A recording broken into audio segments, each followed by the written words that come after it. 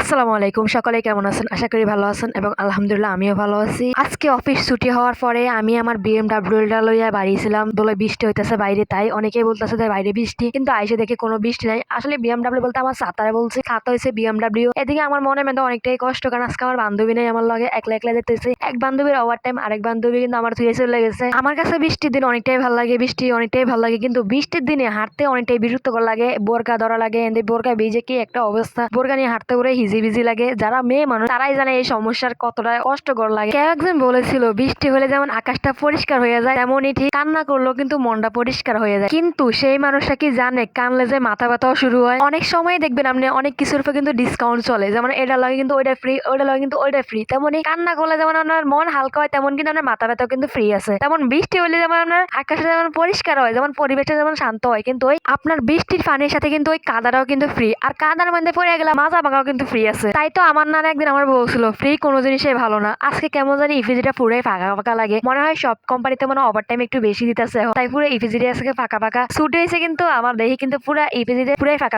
কয়েকজন লোক হাঁটতেছে, পুরো ইয়াসিন মার্কেটও ফাঁকা। আচ্ছা, আপনার কোম্পানিতে কি ওভার টাইম হইতেছে? অবশ্যই কমেন্ট করে কিন্তু জানাবেন। আর আজকের ভিডিও এই পর্যন্ত, সবাই ভালো থাকবেন, প্লিজ আমার পেজটা অবশ্যই ফলো করে দিবেন। আল্লাহ হাফেজ।